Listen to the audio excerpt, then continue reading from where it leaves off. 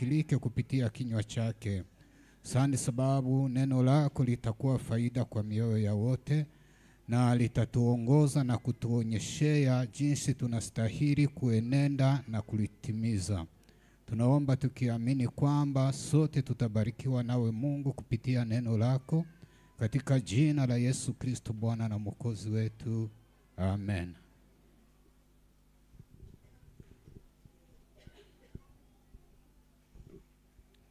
Bwana Yesu asifiwe. Haleluya. Turashima Imana kubw'iki gitondo ciza Imana iduhaye. Tunamshukuru Mungu kwa asubuhi njema aliyoweza kutupa. Ntabwo ari bisanzwe, si jambo rahisi. Guterana n'umugisha tuba tugabanye. Kushiriki ni baraka ambayo tumeweza kuipokea. Rero Imana ishimwe. Kwa hivyo Mungu apewe sifa. Muvuga ngo amen. Turashima rero kubw'uyu mwanya nanone duhawe kuganira ijambo ry'Imana. Tunashukuru pia kwa muda huu ambao tumeweza kukabidhiwa kuweza kuzungumza neno la Mungu. Hari umuntu wigeze abimbaza rimwe. Kuna mtu amewahi kuniswali siku moja, ngo se ni bande baza babiduha? Eti ni akina nani ambao wanatupa muda huu? Kubera ko tuzadushima ngo baduhaye umwanya. Kwa sababu tunashukuru eti tumepewa muda. Ntabwo tuwiha, hatupewi, hatujipei. Bigira gahunda uko biza bipanga. Kwa sababu ina utaratibu vile inapangwa. Rero turashima kubw'uyu mwanya rero. Kwa hivyo tunashukuru kwa muda huu. Twakiriye abantu bose bamaze kubakira. Tunawakaribisha watu wote mmeshakaribishwa. Nanje nongeye kuvuga ngo nikaze mu ijambo ry'Imana. Nami nimesema karibu katika neno la Mungu. Nubundi twakiriye abantu tutari kumwe hano. Tunawakaribisha watu ambao hatuko pamoja na wao hapa. Bateraniye handa bari kudukurikirana. Ambao wanashiriki mahali pengine, wako mahali pengine lakini wanatufuatilia. Nabo ni bamwe mu bagize itorero. Nao ni mojawapo ya wanaofanya kanisa. Numugisha nao twagizeho guterana nabo. Ni baraka tuliyokuwa nayo ya kuweza kushiriki na wao. Bakatugiraho umugisha natwe tukabagiraho. Na kuweza kupata baraka kutoka kwao, nao pia wanapata baraka. Rero twakiriye abantu tutari kumwe hano bari kudukurikirana online. Tunawakaribisha wanaotufuatilia kwenye mitandao. Tugiye kuganira ijambo ry'Imana. Tunataka kulizungumza neno la Mungu. Umwanya wacu dusigaje hano, kwa muda wetu tuliobaki nao hapa. Nzanekereza ko hari abantu batazi umwanya tuza tumaramo n'ukungana. Kuana nafikiria kuna watu ambao hawafahamu masaa tunayoyamaliza hapa. Iyo mpamvu tugenda tugorana ku mpamvu z'umwanya. Ndio maana tunaenda tukisumbuana kwa ajili ya muda. Abantu ntibaza bategera amatangazo neza. Kwa sababu watu hawafuatilii matangazo vizuri. Ngo bamenye igihe tuza dutangirira n'igihe tuza dusoreza. Na wajui wakati wa kuanza na wakati wa kutamatisha. Kandi nkunza kubireba kenshi. Na wanga natazama hiyo mara nyingi. Dutinda ku mwanya wo gusoza ariko wo gutangira tutawubahirije.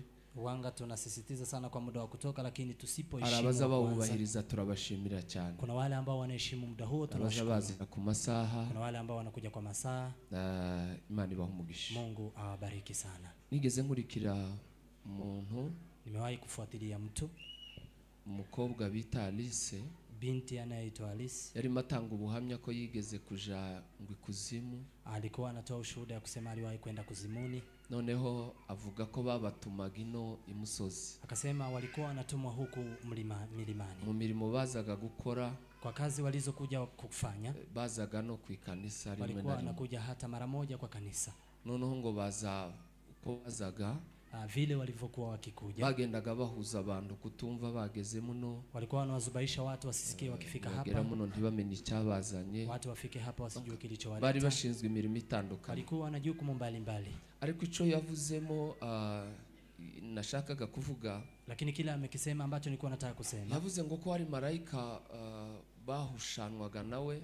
Alikuwa anasema kuna malaika walikuwa wanapishana hivi. Ngo yazaga kureba ya masaha ya materaniro. Alikuwa anakuja kuangalia masaha ya ibada. Ngo yandika abantu baziye kugihe. Akiandika watu ambao wamekuja kwenye wakati. Ngo iyo basangaga yasohotse yagiye. Wao hao walikuwa wanakuja kama malaika ameenda. Yongeraga kugaruka umwanya wo gusoza. Lakini alikuwa anarejea wakati wa kutamatisha. Ngo akareba barya nabo baza bataha. Na kuangalia wale ambao wanaenda mapema. Kuvuga ngo abo babaga batateranye kandi bahageze. Na kumaanisha hao walikuwa hawajashiriki na wamefika. Rero tugiye gusoma ijambo ry'Imana. Tunataka kulisoma neno la Mungu. Baduhere Evangeliste Socrate aze kudufasha gusoma. Wampe Evangeliste Socrate atusaidie kwa kusoma. Uhanuzi bwa Yesaya. Unabii wa Yesaya. Gice cha 6. Sura yake ya 6. Nasoma ico gice murongo wa mbere kugeza ku wa 8. Asome hapo mstari wa kwanza hadi wa 8. nico gice tugiye kuganiramo. Ni hiyo sura tutakayoichangia. N'urwandiko Paulo yandikiye Timoteyo. Tutakuja pia kusoma katika waraka wa Paulo kwa Timoteyo. Wa mbere igice cha 12. Waraka wa Paulo wa kwanza kwa Timoteyo 2:10. Igice cha mbere 12. Mlango wa kwanza sura ya 12. Dusome nadufashe igitabo cy'ubuhanuzi bwa Yesaya igice cya mbere. Yesaya kwanza kugira ngo guhera aho ngaho. Yego, murongo wa mbere kugeza ku wa 8. Cha gatandatu. Mlango wa 6 Igice cya gatandatu umurongo wa mbere kugera ku wa 8. 6. Bibiliya iravuga ngo Imana yiyereka Yesaya iramweza iramutuma. Mu mwaka umwami Uziya yatanzemo, nabonye umwami Imana yicaye ku ntebe y'ubwami ndende ishizwe hejuru, igishura cayo gitwikira urusengero. Abaserafi bari bahagaze hejuru yayo, babiri bayatwikiriza mu maso he, ayandi abiri bakayatwikiriza ibirenge bye, ayandi abiri bakayamurikisha bakayagurukisha. Umwe avuga ijwi rirenga, abwira mugenzi we asingiza ati, Uwiteka Nyiringabo arera arera arera, isi yose yuzuye icubahiro cye. Imfatiro zirebe ry'umuryango zinyeganyezwa n'ijwi ry'uwavuzwe ijwi rirenga, inzu yose yuzura umwotsi. Maze ndavuga nti, nishano ndapfuye we, kuko ndi umunyabyaha yanduye, kandi ntuye hagati y'ubwoko bufite iminwa yanduye, kandi amaso yanje abonye umwami Uwiteka Nyiringabo. Maze umwe mu baserafi araguruka aza aho ndi, afite ikara mu ntoki ryaka, yakuje urugarama ku gicaniro, ari inkoza ku munwa, arambwira ati, dore iri gukoze ku munwa, gukiranirwa kwawe kugukuweho, ibyaha byawe biratwikiriwe. 8. Numva ijwi ry'umwami Imana riti, ndatuma ninde watugendera? Maze ndavuga nti, ninjye, ba ari gituma. Amen. Subira muri uwo murongo usorejeho. 8. Numva ijwi ry'umwami Imana riti, ndatuma ninde watugendera? Maze ndavuga nti, ninjye, ba ari gituma. Amen. Akoze cyane. Urwandiko rwa mbere Paulo yandikiye Timoteyo. Waraka wa kwanza wa Paulo kwa Timoteyo igice cya mbere umurongo wa 12. Sura yake ya kwanza mstari wa 12. Urwandiko Paulo yandikiye Timoteyo igice cya mbere umurongo wa 12. Ndashima Yesu Kristo umwami wacu wambashishije, kuko yatekereje ko ndi uwo kwizerwa, akangabira umurimo we, nubwo nabanje kuba umutukanyi n'urenganya n'umunyarugomo. Amen. Dukomere umusomyi wacu amashi. Shangilia kwa ajili ya msomi wetu, makofi. Tugiye kuganira ijambo ry'Imana. Tunataka kulichangia neno la Mungu. Turaganira ijambo rivuga ngo guhabwa umurimo n'Imana. Tutazungumza neno linalosema kupewa kazi na Mungu. Imana kuguha umurimo, Mungu kukupa kazi. Muvuga ngo amen.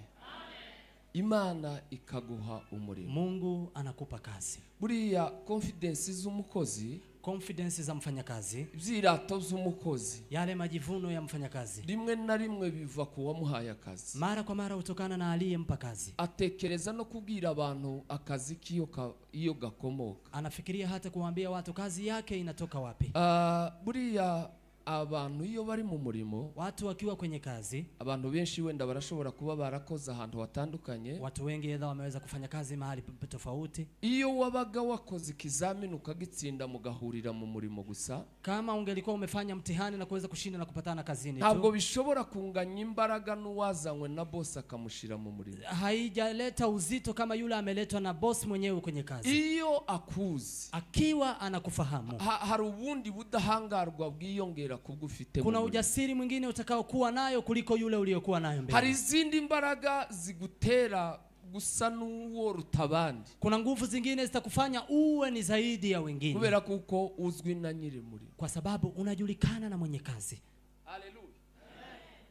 Buriya kenshi hari ibintu tudahurizaho namwe hano iyo duhagaze hano. Mara nyingi kuna vitu ambazo hatuambatani nanyi tukiwa tumesimama hapa. Arizo John yatangiye kwinjiramo none. Ambazo ndizo John ameweza kuzisema ya siku leo. Iyo mubona twihuta kugira ngo tuze kumva ijambo ry'Imana. Mukiona tukiharakisha ndio tukuje kusikia neno la Mungu. Iyo bareba mubona ko dusa nababikoze nabi. Ikiwa mnatuona kama ni watu waliofanya vibaya. Hari qualification bashiramo.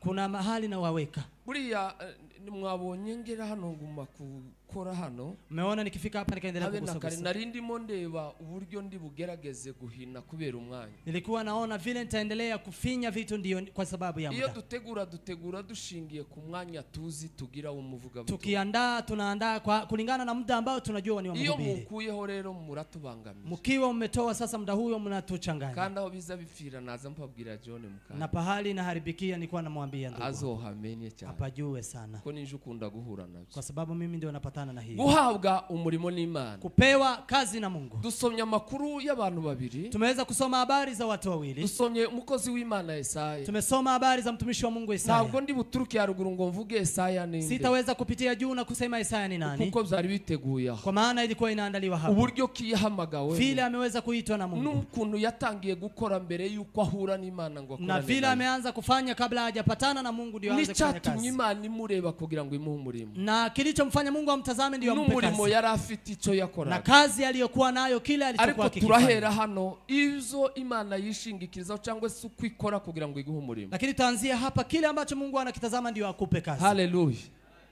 Amen. Abantu kera batangiye gusinzira reve. Niwe zozandegaho none. Watu tayari wameshaanza kusinzia reve. Kera mbonye abantu basinzira. Nimeshaanza kuona watu ambao wanasinzia. Azombwira tuzoje inama azombwira uko tuzoza tubagira kuko nabonye ari we ubizi cyane. Vile tukao tunafanya kwa sababu nimeona yeye ana. Kugira rero ngo Imana iguhe umurimo. Ili Mungu akupe kazi. Imana kugira ngo iguhe umurimo. Ili Mungu akupe kazi. Hari kibazo tuza kwibaza gufashanya kubazanya. Kuna maswali tutakapojiuliza sote. Utangira kuba wibaza mu gihe turi kuganira. Ambayo utaendelea kujiswali tukiendelea kuzungumza. Ese uyu murimo uhagazemo. Je, kazi hii unayoisimama. Izi nshingano ufite. Hizo jukumu ambazo unazo. Ahantu uhagaze. Pahali uliposimama. Uhari kubera iki? Unasimama kwa sababu gani? Uhari kubgande. Unasimama kwa ajili ya nani? Waguhaye uyu murimo. Ni nani aliyekupa kazi? Ninde waguhaye uyu murimo? Ni nani aliyekupa kazi hiyo? Ninde wakuzanye muri uyu murimo? Ni nani aliyekuleta katika kazi hiyo? Yavuze Paulo. Amesema Paulo. Yavuze ngo Imana yatekereje ko ndi uwo kwizera. Amesema Mungu amefikiria mimi ni wa kuaminiwa. Zamuri biganza ntange hano. Nyosha mikono tumpe Bwana. Haleluya. Imana yatekereje ko ndi uwo kwizera. Mungu akafikiria mimi ni wa kuaminiwa. Subwizerwa bwawe. Je, uaminifu wako bwaguhesheje uhe murimo? Imeweza kukupa kazi gani? Uyu murimo urimo kweli? Hii kazi ambayo unaikaa. Uyu murimo ukora? Hii kazi unayoifanya. Izi mbaraga zo kurepeta. Hizi nguvu za kuja mazoezini. Izi mbaraga zo kuza gukora isuku ku rusengero. Hizi nguvu za kuja kufanya usafi kanisani. Uyu murimo wose wo ukora hano muri hii hii kazi yoyote unayoifanya hapa kwenye kanisa. Wauhawe na. Je, umeweza ukabidhiwa na nani? Ninde wakwangaje? Ni nani aliyekupa kazi hiyo? Uhari kubgande. Upo hapa kwa ajili ya nani? Twavuze ko inkomezi zo gukora. Tumesema nguvu za kufanya kazi. Umwete wo gukora umurimo. Juhudi za kufanya kazi. Uterwa n'uwawuguhaye. Utapewa kwa ajili ya aliyekupa kazi. Jambo rya mbere Imana izikora yigiye guheza umuntu. Neno la kwanza ambalo Mungu hufanya akimpa mtu kazi. Ihuriyeho n'abantu. Ambalo anabatana na watu. Iheza umuntu. Anampa mtu. Irya mbere. Kwanza. Nukuba umwizerwa ku Mana. Ni kuwa mwaminifu kwa Mungu. Imana ikakwizera. Mungu anakuamini. Imana ikizera ugiye guha. Mungu anaamini atakayempa kazi. Hallelujah. Hallelujah. Amen. Muvuge cyane amen. Abantu benshi niho wari twasomye mu rwandiko Paulo yandikiye Timotheo. Watu wengi ni hapa tumesoma katika waraka wa Paulo kwa Timotheo. Rwandiko rwa mbere gice cha mbere umurongo wa 12. Waraka wa kwanza kwa Paulo kwa Timotheo kugira ngo Imana iheze umuntu muri. Ili Mungu ampe mtu kazi. Nuko abanza kubumwiza. Kwanza awe muaminifu. Apana kwizerwa n'abantu. Si kuaminiwa na watu. Kwizerwa n'Imana. Kuaminiwa na Mungu. Ubwa urabizi neza. Wewe peke yako unajua vizuri. Uziko nao. Unajua kuwa hata wewe utari umwizerwa. Wewe si muaminifu. Muri uyu muri mukora. Kwa kazi hii unayoifanya. Kazi uhagazemo. Kazi ambayo umesimama siku leo. Tuvugishije ukuri. Tukisema ukweli. Uzubona kuri umwizerwa. Unaona wewe ni muaminifu. Tureke ivy'Imana mu bantu. Wacha mambo ya Mungu kwa watu. Umwizerwa muzo ukora. Wewe ni muaminifu kwa yale unayofanya. Ingano kuwizerwa. Je, unafanya jukumu kama anayeaminiwa? Utizerwa n'abantu. Kama hujaaminiwa na watu. Mugabo umwe ngo yagiye mu ivuga butumwa. Mmoja ameenda kwenye msafara wa Injili. Amen.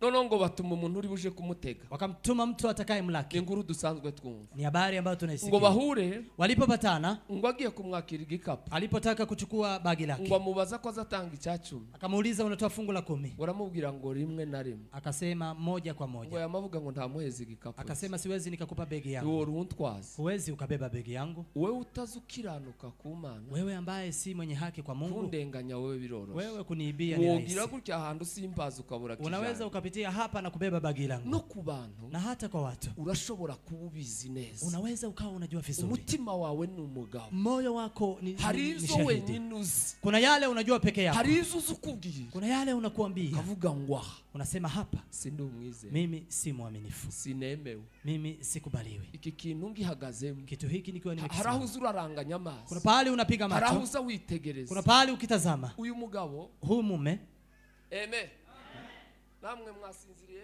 nanyi mmesinzia. Oya nta muntu mubonye wari usinziriye. Kuna mtu ambaye alikuwa amesinzia. Yewe namubonye Mimi nimemwona. aricuye pe. Gusa Ameamuka. agakara mu maso. Mletee hata maji. ya Nari maji. mvuze ngo hari aho uzi uhagarara uri wenyine. Nilikuwa anasema kuna pahali unasimama ukiwa peke Kavuga yako. ngo izo ari zo zose. Na kusema ukweli, Ndabizi nanje. nina hakika ya kuwa. Obimbwira cyangwa ntibabimbwira. Waniambia edha wasiniambie. Ariko muri uyu murimo Lakini kwenye kazi hii ntabwo nizeye. mimi si mwaminifu. Ntabwo nizeye. Mimi si mwaminifu. Imana rero Mungu, ahibera kaga mugani wabavuga gutyo. pahali Mungu ni wa ajabu. Nabirya tuza dukora ku bantu tukigira nk'abizero. Na yale tunayoyafanya kwa watu tunajifanya kama sisi Nabirya waaminiwa. dushobora guhisha abantu bakatwizera. Yale tunaweza tukawaficha watu wanatubalia kwa Nabirya waaminifu. dushobora kwiyoberanya abantu bakaduha inshingano. Na yale tunaweza tukajificha watu Nabirya tujukumu. dushobora kwiyoberanya abantu bakadushira hanze. Na yale tunaweza tukajificha watu watuweke pahali. Iyo ntabwo ari uko. Lakini Mungu si hivyo. Ntabwo tuvuga umurimo duhabwa n'abantu. Hatusemi kazi tunayopewa na watu. Imana kuguha umurimo. Mungu kukupa kazi. Imana yizerera aho abantu batabona. Mungu anaaminiwa pahali watu Imana hawaoni. yizerera iriya mu bwihisho. Mungu anaamini huko ufichoni. Haleluya. Haleluya. Ikakwizera. Na Mungu anakuamini Ikaguha umurimo. na kukupa kazi. Ikaguha umurimo. Na kukupa kazi. Tangira kwireba. Anza Tangira kujiangalia. kwibaza. Anza Ninde kujiuliza. waguhaye uwo murimo? Ni nani aliyekupa Ninde kazi hii? waguhamagaye kuririmba? Ni nani aliyekuita Ninde kuimba? waguhamagaye gukora Ni ubugingo? nani aliyekuitia kuwa Ninde dikoni? waguhaye ivuga butumwa? Nani aliyekupa Ninde kuwa waguhaye mwinjilisti? kuba kina mama? Nani aliyekupa kuwa kina mama? Impamvu. Sababu Haleluya. Ninde waguhamagariye icyo ukora cyose? ni nani aliyekuitia chochote utakachokifanya? Kriteri ya mbere. Kwanza, Ikibanza kile cha kwanza ni ukuba umwizero. ni kuwa mwaminifu. Imana ikakwizera. Mungu anakuamini. Hari abagabo benshi muri Bibiliya. Kuna waume wengi katika Abagabo Biblia. bose Imana yakoresheje. Waume wote ambao Mungu amewatumikisha. Haleluya.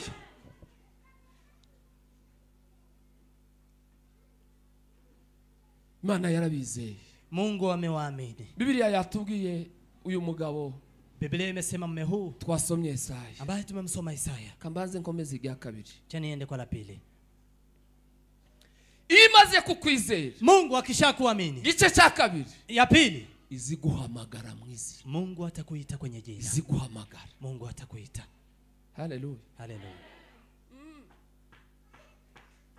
Ziguhamagara mwizi. Mungu atakuita kwenye jina. Wahamagawe nani? Umeita na nani? Gitabo cy'ibyakozwe n'intumwa Matendo ya Mitume igice cya 9 mlango wa 9 murongo wa 4 mstari wa 4 kugeza ku wa 5.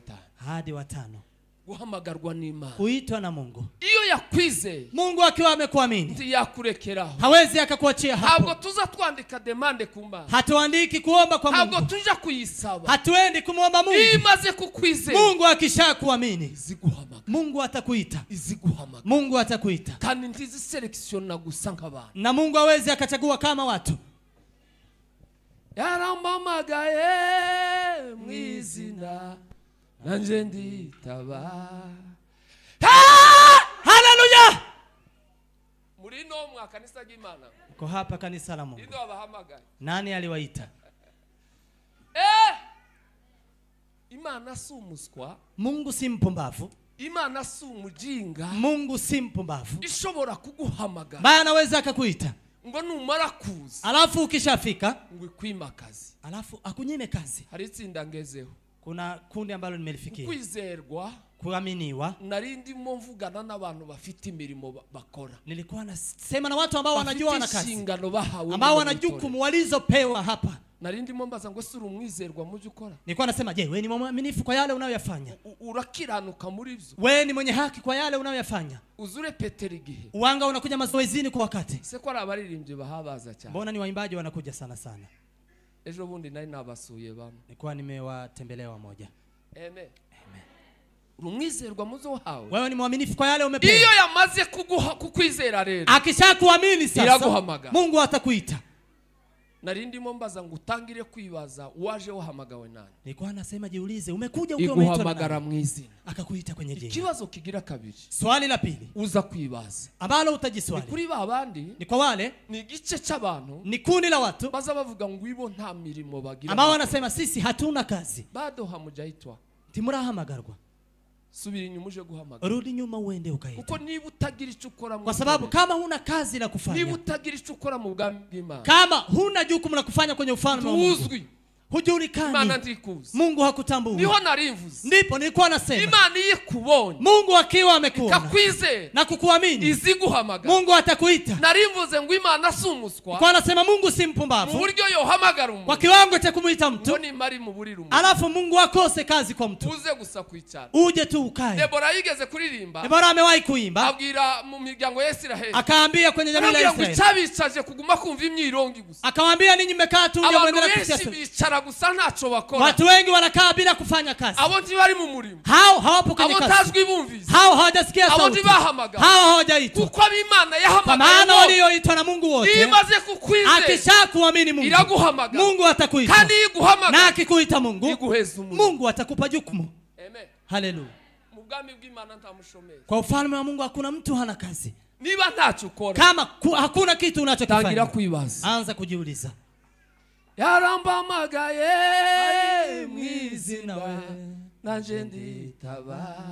Gizenga iminsi ibiri akoga korasi kakarimba umutima wawe. Maliza siku mbili korasi hiyo ikiimba kwenye moyo wangu. Muranyemera tuzamura ibiganza mtanyosha mikono tumpe Bwana tu. Haleluya. Haleluya. Birashoboka kukigenda. Inawezekana bado unatembea. Ugatekereza ko wewe utagira umurimo. Na kufikiria wewe una jukumu. Kibazo itorero rifite uyu munsi. Tatizo ambalo kanisa linalo siku. Ninacho gituma abantu baza basaba ngo nabo nibabagire. Ndio maana watu wanaomba nasi tufanye. Nasi tupewe kitu. Na abo nababiyobewe. Hao ni wale ambao wamekosea. Yarambamagaye ai mwizina we naje nditaba.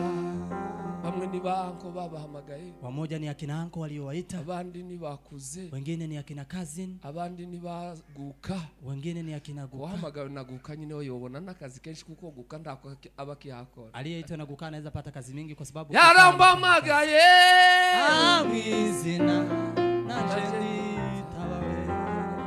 Iryo jwi wararyumva. Sauti hilo umeweza kulisikia. Iryo jwi wararyumva. Umeweza kusikia sauti. Iryo jwi wahuye nari. Sauti umepatana nayo. Gizanya ukuri n'umutima wawe. Ambia moyo wako ukweli. Wahamagawe nani? Umeitwa na nani? Niba ari Imana. Kama ni Mungu. Ntabwo yaguhamagara ngo iburi kigo. Hawezi kukuita na kukosa kazi ya kukupea.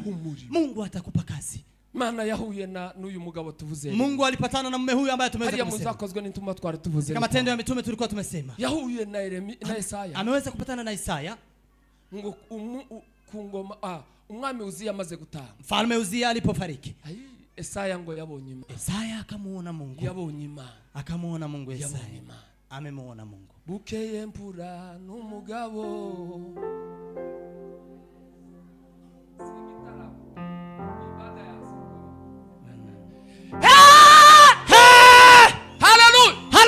Murinzi yararimbye muri Okovu. Mwimbaji akaimba katika Okovu. Aravuga ngo sitasahau siku aliponiokoa. Aravuga ngo sinzibagirwa umunsi yancunguye. Mwahuriye he nawe? Mepatana naye wapi Yesu? Amen. Haleluya. Gatatu. Tatu. Turi kumwe. Twavuze kujyambera ririye kuna kanisa. Tumesema kwanza ni gani? Mwizeye. Mwaminifu. Imana ikakwizeye. Mungu anakuamini. Imana yizeye abagabo bamwe. Mungu amewaamini waume wamoja. Ikareba mu gihugu. naangalia kwenye nchi ikitegereza na kutazama, kavuga ngo nabonye ari wewe, nikasema nimeona ni wewe, nabonye ari wewe, nimeona ni wewe, nitegereje mbona ari wewe, nimetazama na kuona ni wewe bano kabisa. waniko yigeze bavuga Akina Nuhu amewasema kavuga ngo nabonye ari wewe ukiranuka mu bike, nimeona wewe ni mwenye haki katika nchi. yigeze itekereza, Umewahi kufikiria? haleluya, Haleluya. uze kwibaza cyane, Kuja kujiuliza sana, gituma abantu bavunana, kwa nini watu wanasumbuana? gituma abantu bagorana, Kwa nini watu gituma wanasumbuana? abantu barushana. Kwa nini watu wanachoshana? Ndaza kubisoreza aho Takuja kutamatisha hapo tukimaliza. yarambamagaye Mwizina najendi yarambamagaye zinawe najendi taba.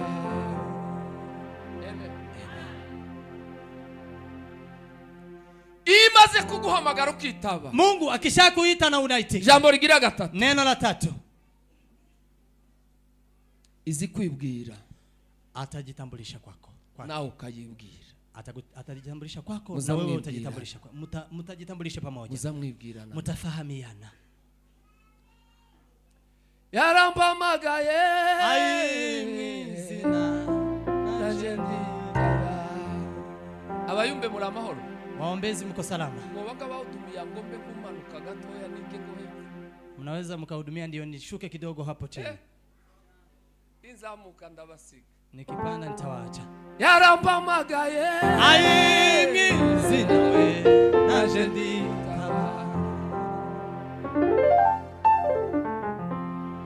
iyo mwibwiranye n'Imana rero, kiwa mmefahamiana na Mungu, Imana izikubwira gukomera kwayo, Mungu atakuambia ukuu wake, izikwereka imbaraga zayo, atakuonyesha nguvu zake, izikwereka ububasha bwayo, atakuonyesha uwezo wake, izikubwira ubutwari bwayo, atakuambia ushujaa wake, izikubwira gushobora kwayo. atakuambia nguvu zake.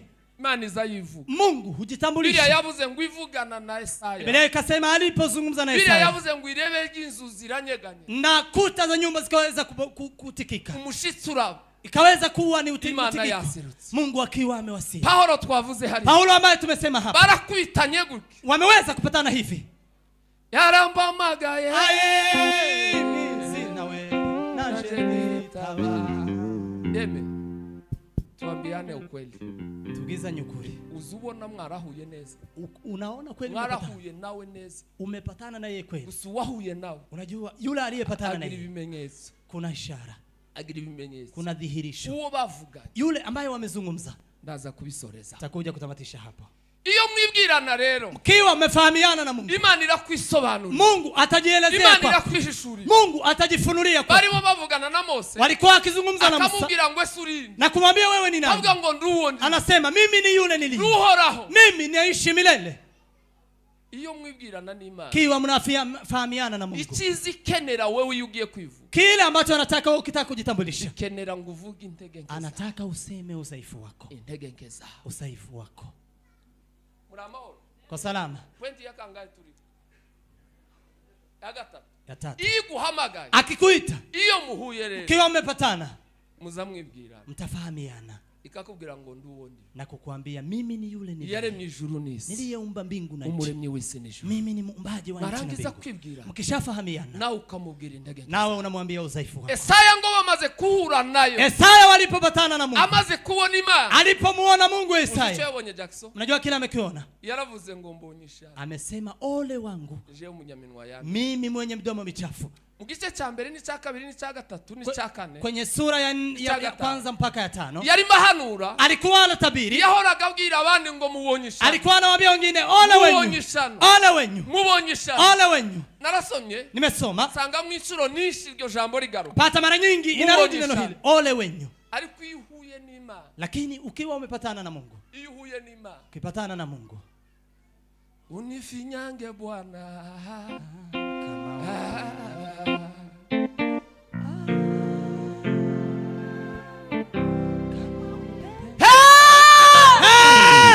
iyo muhuye nayo ikakubwira gukomera kwa, umepatana naye atadhihirisha kwako ukamenya nguvu imbaraga zake zayo, na kujua nguvu zake, ukamenya ubugabo ubugari na bwa kujua ukubwa wa Mungu. ikiza gikurikira Kitakachofuata gutahura integenke ni zawe, kuweza kutafakari udhaifu wako, gutahura kudashobora kwa ni kugundua kutoweza kwako. abantu bose Imana yakoresha, Watu wote Mungu aliyowatumia, abantu bose Imana yakoranye waliotumiwa na Mungu wakatumikishwa na Mungu, batahuye integenke ni wale waliogundua udhaifu wao. mbonye ishano je munyaminwa yangu. Ole wangu mimi mwenye midomo. Isaya yari afite integenke nini? Isaya alikuwa na udhaifu mwingi. Mose yari afite integenke Musa nini? alikuwa na udhaifu tena. Amen. Murino Kwa hapa kogeza saa 7 muzigeza. ukifikisha saa 7 mnaweza mkafikisha. Sinobikora. Siwezi fanya. Sinobikora sinza ndenza masaha. Wanga sipitishi masaa. Napanze mu mutwe nukubipanze. Nimepanga kichwani kwa. Nigice pesa John mutahe. Na nusu nikiwapa John mkienda. Muragoye cyane. Kwa sababu mnasumbua sana. Muragoye. Mwanadamu kiumbe kigumu. Muntu aragoye. Boburi yase ngo badutinzari ngo turatahi wiwe twese. Je, taenda kwake sote. Mwebwe. Ninyi. Narabamenye. Nimewajua. Nuko abantu baza bamera. Kuva iriya higi ukagera iriya higi. Tangu huko zamani na huko zamani. Babwiye umugabo Yoshua yaravugiye ngo agiye gutsimbura Mose. Joshua alipomridhi Musa, Arabwira ngo nimuze tuje inama. akasema njoo tufanye shauri. Inama ngiye gutsimbura. Kikao kwa sababu mimi ndio nataka Ngo baje kumusubiza. Walipotaka kumjibu, Baramubwiye ngo tuzakumvira nkuko twumviraga Mose. walimwambia tutakutii kama vile tulikuwa tunaitii Iryo Musa. jambo ndigezeho kugarira remereye. Neno hilo ni lizito. Reve muzishe Mose Kwa yale aliua Musa, na makosa yao. makosa yao, Na amatwi yabo mabi. ni masikio yao mabaya. Baramubwira ngo turocyari babana. Wakasema sisi ni wale wale. Nutareba neza nawe kakubaye. Usipoangalia vizuri na Nyauna wewe, ni mwenga oya. tafadhali, Uko twumviraga Mose. vile tulikuwa tunamtii Musa, Abantu nabo ngabo. watu ni wale wale. Nawe. Ubu norangiza. Iyo ugize akanya gato. Ukimaliza muda kidogo, Uni ngaho nono ntabyo yari afite. ni kama hakuwa na maneno. Nuko mumeze. Ako nakari gaciye. Hiyo tu ni yarambamagaye mwizina we nanje nditaba. Izikunda ngo ishuri intege nkesa. anapenda ulete udhaifu wako. Intege nkesa ya mu ntege nkese yavuze nyinshi ya. Moja wapo ya udhaifu aliyousema Isaya, Yaravuze ngo mbonyishano. amesema ole wangu Je umunyaminwa yandu. mimi mwenye midomo michafu. Je umunyaminwa yandu. Mimi mwenye midomo michafu. Ururimi.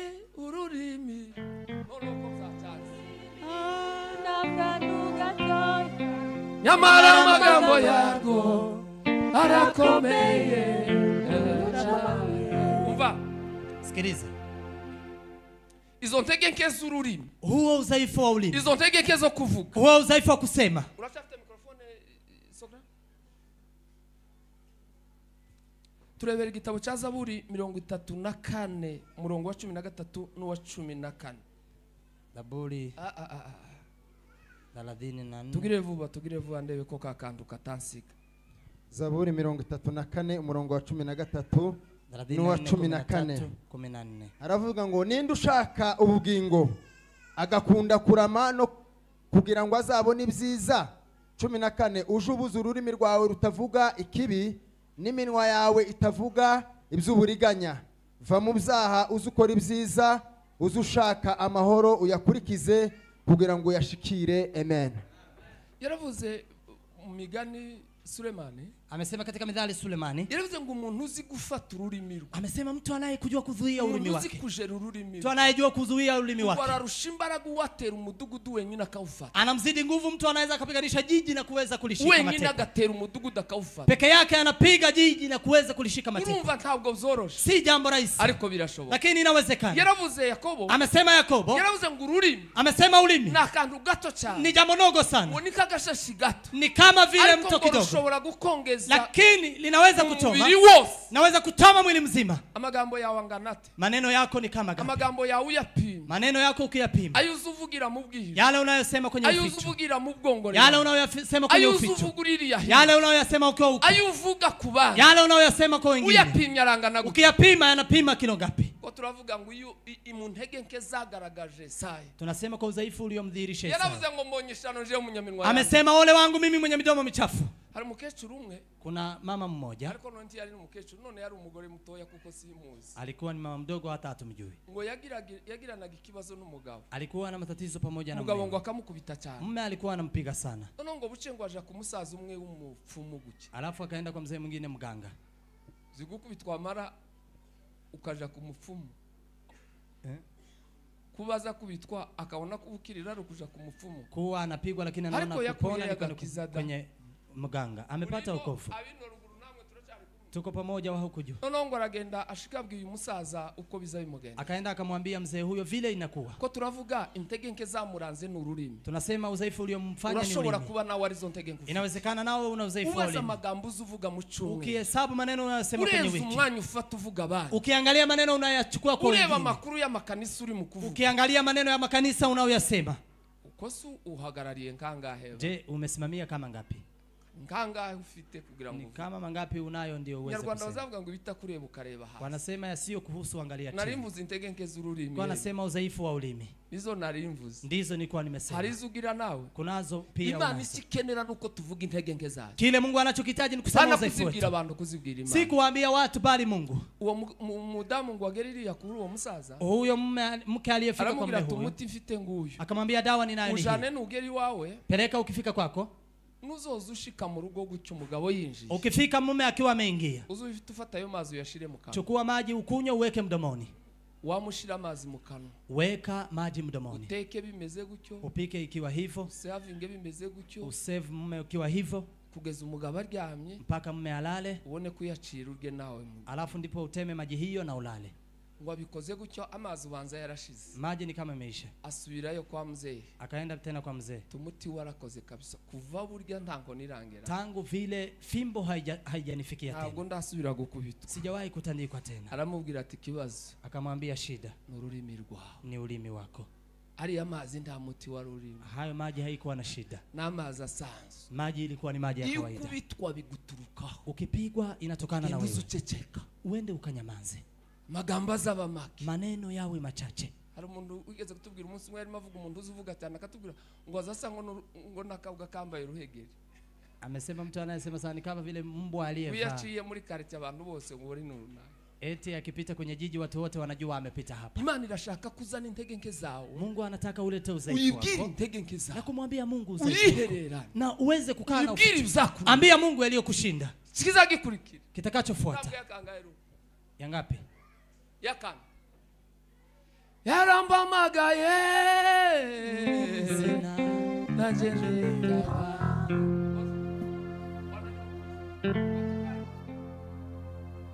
Yarambamagaye.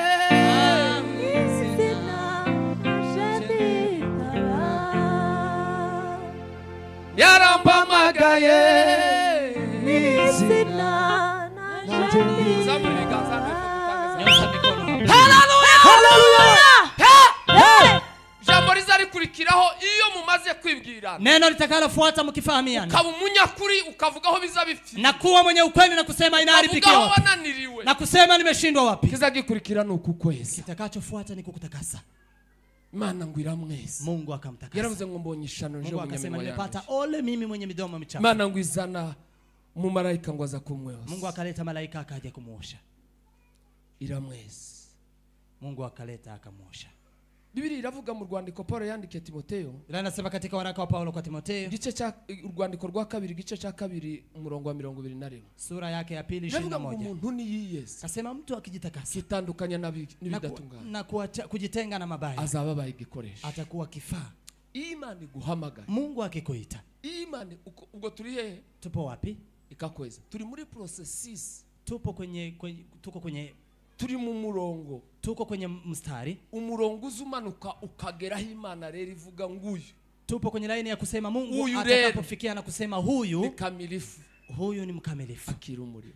shika kazi, akira umurimo, chukua kazi. Icyizere cyonyine, imani pekee, imaze kukwizera, akishakuamini Mungu yaguhamagara, atakuita. Yamara kuguhamagara, akishakuita ikakwibwira, atajitambulisha. Ni Mungu aliyeumba mbingu na nchi. Ni Mungu wa babako Ibrahimu. Ni Mungu niliyetoa Israeli. Mimi ni Mungu. Ukamenya ugutumye, na kujua aliyekutuma. Burya ubutumwa kenshi bupfa, saa zingine message inakufa, dejerema yo kujana message inaharibika kwa kupeleka message. Nuwayiguhaye ni yule aliyekupa, siko? Sini hivyo. Gukomera ku butumwa, nguvu ya message biterwa n'uwaguhaye message, inaambatana na yule aliyekupa message. Iyo uhagaze ukavuga ngo natumwe na, ukiwa umesimama na kusema nimetumwa fulani, utaravuga ya message yale, kabla hujasema hiyo message inaweza ikawa na uzito. Yarambamagaye mwizina nanjye nditaba, izikweza atakutakasa, kagutunga na kuweza kukusafisha, kagutunga na kukusafisha. Wejejwe niki? Umetakaswa na nini? Wejejwe ryari? Umetakaswa lini? Kwezo, kutakaswa, ugahinduka igikoresho cejejwe na kubadilika kuwa kifaa kigirira nyiracho mumara, ambacho kitamfaidi mwenyewe. Dusoza ico gice, tukitamatisha kundi hili, ikangahe hiyo. Irangije ivyo, alipomaliza hayo, nibwo rero izi guhumurira, ndipo atakupa kazi, ikavuga ngo yarakamiritse, na kusema huyu ni mkamilifu. Akira umurimo, shika kazi, akira umurimo, chukua kazi, genda ukorere, nenda ukanitumikia, genda uje mu kazi, nenda kazini, genda ukore, nenda ukafanye. Kubera ko nkuzi mwizi, kwa sababu nakujua kwenye jina, uriyangaje, wewe tayari umeshakuwa kana kazi, ufite nimero, umeshaandikwa. Buriya Imana ifashe namwe ibafashe. Mungu atusaidie. Uje gutekereza neza, uende ufikirie vizuri, uje gutekereza neza, fikiria vizuri, ikaguha umurimo na kukupa kazi. Zakozwe n'intumwa, Tendo ya Mitume 9:6. Paulo Imana imaze kumutunganya, Mungu alipomsafisha na kumtakasa, Imana imaze kumweza, Mungu alipomsafisha, Imana imaze guhindura ibitekerezo, Mungu alipobadilisha mawazo yake, yaramubwiye ngo genda rero, amemwambia nenda sasa. Yesu yabanye n'abigishwa be, Yesu amekaa na wanafunzi wake igihe cyose yamaranye nao, wakati wote alipomaliza na wao, yarimo abatunganyiriza, alikuwa anawasafisha kwa ajili ya kazi, yarimo abeza, alikuwa anawatakasa kwa ajili ya kazi, yarimo abatunga, alikuwa anawatakasa kwa ajili ya kazi. Yarambamagaye mwizina nanjye nditaba. Noneho kwa hivyo, amen, amen, muri nari mko hapa cyangwa mwataje ama mumerudi, Imana imaze kukweza, Mungu akishakutakasa, nibwo iziguhumurira, ndipo atakupa kazi. Narivuze ngo Yesu igihe yagiranye n'abigishwa, Yesu wakati wote alipomaliza na wanafunzi yarimo wake, abatunganya, alikuwa anawatakasa, yarimo abategura, alikuwa anawaandaa, yarimo abaforoma, alikuwa anawaandaa kugira ngo abahumurire, ndio awape kazi. Imana siyo mujinga, Mungu si ndiye mpumbavu ngifite gutuma abantu mu murimo, eti awatume watu kwenye kazi hatabayo training, na ambapo hajaweza kuwafunza na kuwazoesha, hatabayo kubigisha, bila kuwapea mazoezi, kugira ngo bajane mu murimo, ili awapeleke kwenye kazi. Imana siyo mujinga, Mungu si ndiye tuma abantu mu kazi, atakayewatuma watu kwenye kazi, itabahaye ibikoresho, bila kuwapa vifaa. Ayo mapointi ni menshi, hayo mapointi ni mengi. Yarambamagaye mwizina nanjye nditaba. Ufite iki wahawe kugira ngo ukore umurimo? Una nini umepewa ndio ufanye kazi ya Mungu? Niki yaguhaye kugira ngo uyikoreshe? Nini aliyekupa ndio uweze kumtumikia? Izo ufite byose, yale ambayo unayo, izo Imana yaguhaye, yale Mungu amekupa, ni kugira ngo bikontribute mu bwawe, ili uweze kucontribute katika ufalme wa Mungu. Iyi traininga Mungu Imana iri gutoza abakozi bayo, Mungu akikuzoelesha mtumishi wake, indirimbo yo gushimisha, nyimbo ya kusifu, izivuga ngo mvugutire kandi ncuri, inasema uweze kuni inkamba zimvemo. Wabivuze mu Kiswahili? Nkamba kapi na makapi ingamba zo ndazitoye na makapi, ariko kuvugutira no gucura nivyo nanje mbuze, namwe ni mubishake. Amen. Hallelujah.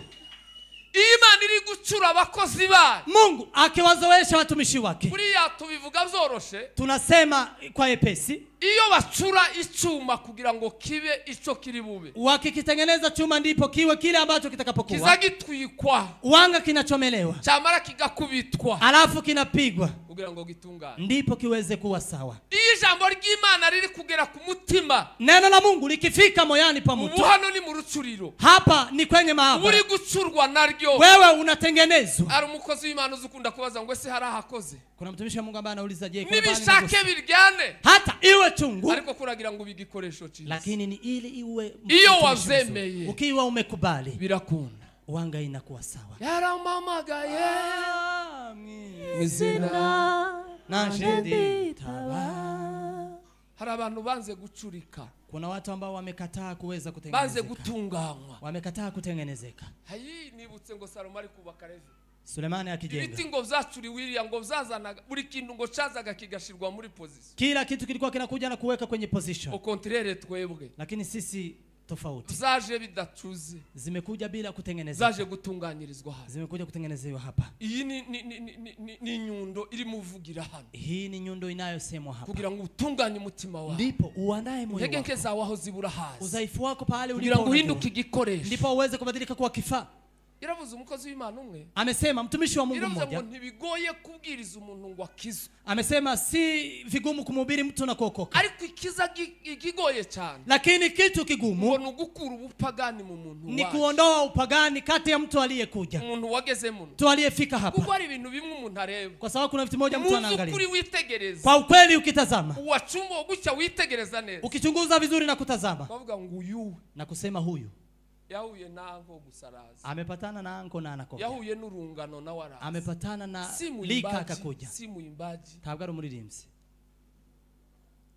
yahuye na bene wabo, amepatana na nduguze, aza kubashigikira, akaja kuwaunga mkono, ariko si umukozi, lakini si mtumishi, umukozi, kwa sababu mtumishi akora, anafanya akurikije amabwiriza ya shebuja, akifuatiliza kanuni za bwanake. Bimenyetso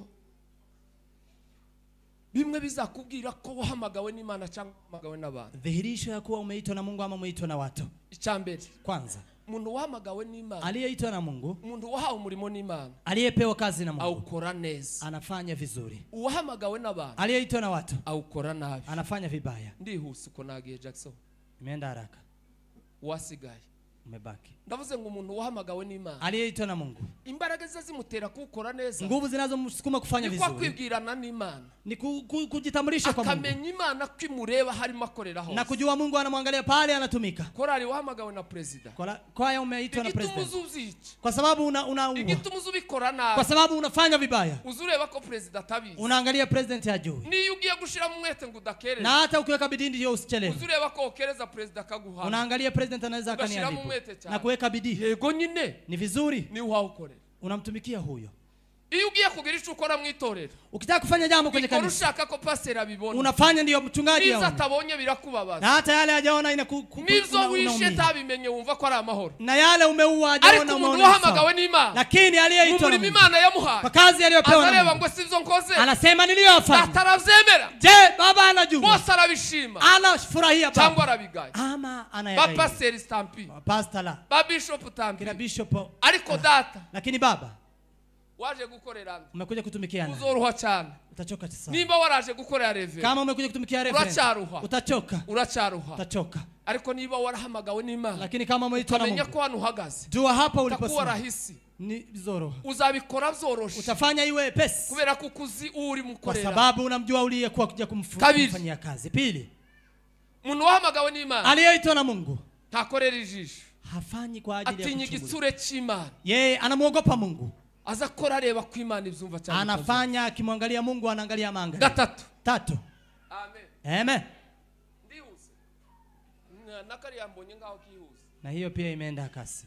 Iyo agize challenge umuntu wahamagawe n'Imana, akipatwa na challenge mtu aliyeitwa na Mungu, azaje kubwira Imana, anaenda kumwambia huyo Mungu, akavuga ngo abaririmbyi bagora, na kusema waimbaji wamenisumbua, abadiakoni byanze, madikoni wamenisumbua, pastor bagora, wachungaji wamenisumbua, naboga ndi bari mukoro, nao pia siwe pesa, bakina mama byanze, akina mama wamenisumbua, azaje kubwira boss, anaenda kumwambia boss, azaje kubwira boss, anaenda kumwambia boss, komezi ndazaza kungira, haji kuniambia, waze kungira ngo abakorari byagenze, eti wanakwaya imekuwa hivi, la Osborne ntambwire ngo abakorari baranani. Osborne asiseme wanakwaya wamenishinda. Kandi nyine baramunaniza. Na wamemshinda. Naje uzuba ngurunguruka rimwe. Nami ambaye naangalia mara moja. Nzamona ko bagoranye cyane. Naona wanasumbua sana.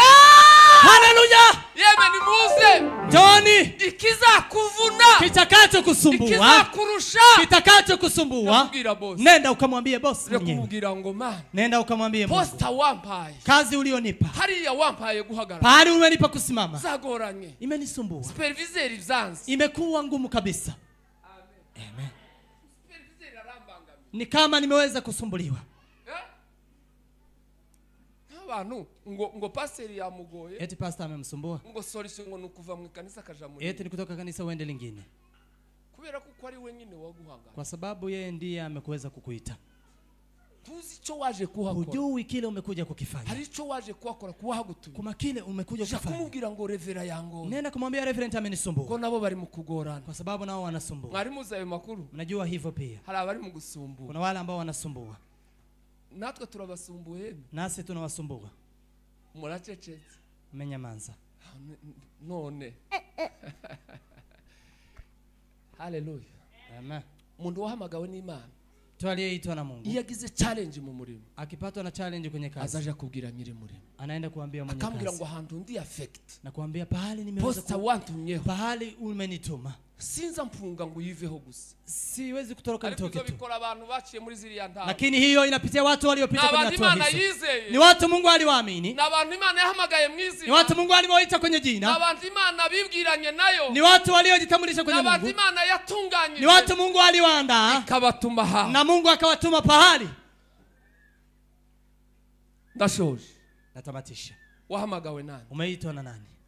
Tekereza neza. Fikiria vizuri. Umuruhu ufite? Uchovu unao. Muri uwo murimo. Kwa kazi hiyo. Nzambura n'abantu benshi hano. Wanapatana na watu wengi hapa. Iyo mbuye n'abayobozi. Ukipatana na viongozi. Iyo mbuye n'abayobozi wa matsinda. Patana na viongozi wa makundi. Iyo mbuye n'abamaseriri. Ukipatana na wa mashirika. Iyo mbuye n'abakorari. Patana na wanakwaya. Iyo mbuye n'abanyamasengesho. Na wana maombi. Baza bavuga ngo wananisumbua. Wanasema wanasumbua. Nimugabanye kumbwira naje ndasumburiwe n'ibindi. Tafadhali muache kuniambia hata mimi nasumbuliwa na vitu. Tufatanye twese hamwe. Njooni tuambatane sote. Kampuni imwe dukorera. Kama watu ambao wana kampuni moja. Ure tuje kugira nyiri kampuni. Twende kumwambia mwenye kampuni. Kugira ngo zagora. Tumwambie imesumbua.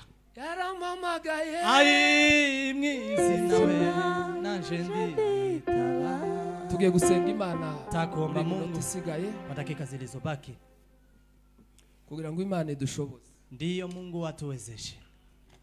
Watumwe nande? Umetumwa na nani? Wahamagawe nande? Umeitwa na nani? Witavye nde? Umeitika nani? Kurakorera nde? Unatumikia nani? Ufite ibihe bikoresho? Una vifaa gani? Tubibi gusa. Hujakaa nazo. Twaje mu murimo gukora. Tumekuja kwenye kazi kufanya. Twaje kugira ico dukora. Tumekuja ili tuweze kufanya jambo. Niba uhari gusa kubwo kuhaba. Kama upo tu ndio upo. Subiri nyuma. Rudi nyuma. Uje kuvugana n'uwaguha. Nenda ukamuzungumze na aliye. Uje kumubaza ngo se wampamagara. Muulize umeniita kwa nini? Amen. Amen. Eka dusenga Imana. Tuombe Mungu. Uhoraho Mana ya Isiraheli. Haleluya Yesu. Imana y'imbaraga n'ububasha. Uzuhamagara binyuranye nuko abantu bahamagara. Bana abakozi bawe bateraniye hano. Bava mu miryango itandukanye. Bava ahantu hatandukanye. Imikurire n'imyumvire itandukanye. Mikurire inyuranye. Ariko bahamagariye gukora umurimo hano. Abo wazanye urabazi. Abo watumye gukora urabazi. Abizanywe n'abazanye n'abandi. Icamba ngo uyu munsi bakureho ingamba zo kwivuga kugira ngo bamenyekane neza imbere yawe, kugira ngo umunsi umwe bazahemberwe ibyo bakoze. Imbaraga zisumba zose muri iki gitondo binizo washize ku mutima wanje mbitanze nkuko wabimpaye. Ndazi neza kuko uko wabiteguye. Ugira icyo ukora ku buzima bw'aba bantu bose uhereye uyu munsi.